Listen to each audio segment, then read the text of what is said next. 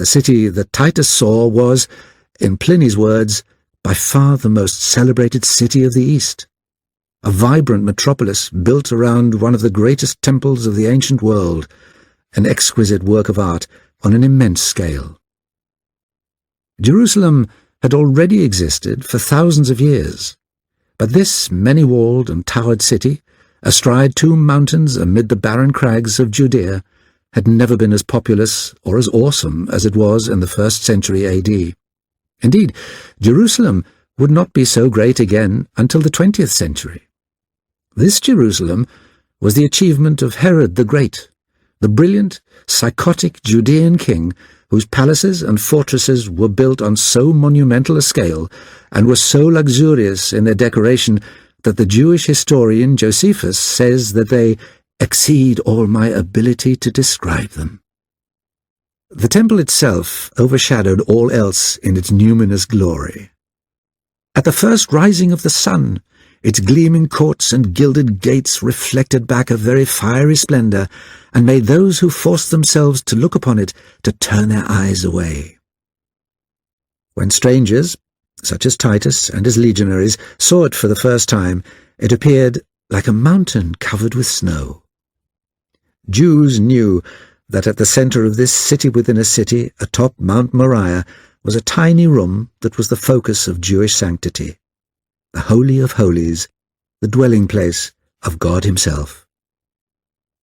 Herod's temple was a shrine, but it was also a near-impregnable fortress within the walled city.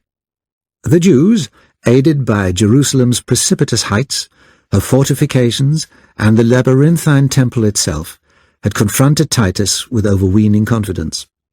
After all, they had defied Rome for almost 5 years. However, Titus set about reducing Jerusalem with systematic efficiency and overwhelming force. The Jews fought for every inch with almost suicidal abandon. Titus, commanding the full arsenal of siege engines, catapults, and the ingenuity of Roman engineering, overcame the first wall within 15 days.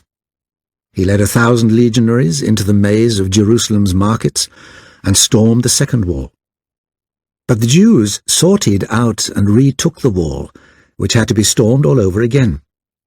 Finally, Titus decided to encircle and seal the entire city by building a wall of circumvallation.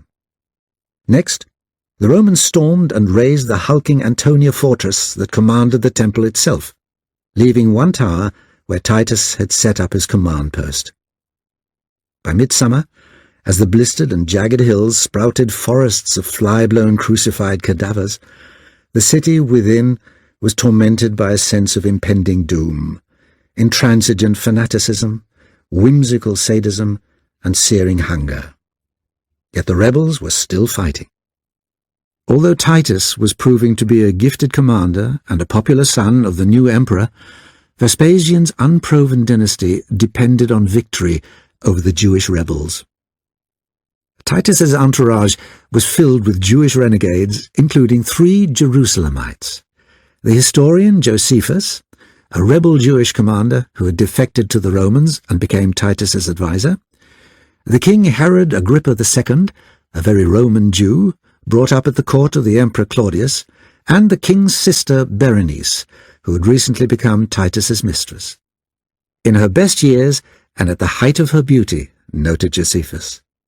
At the start of the rebellion, she and her brother had attempted to face down the rebels with a last appeal to reason. Now these 3 Jews helplessly watched the death agony of a famous city, Berenice from the bed of its destroyer. Prisoners and defectors brought news from within the city that especially upset Josephus, whose own parents were trapped inside. Even the fighters started to run out of food, so they too probed and dissected the quick and the dead, for gold, for crumbs, for mere seeds, stumbling and staggering like mad dogs.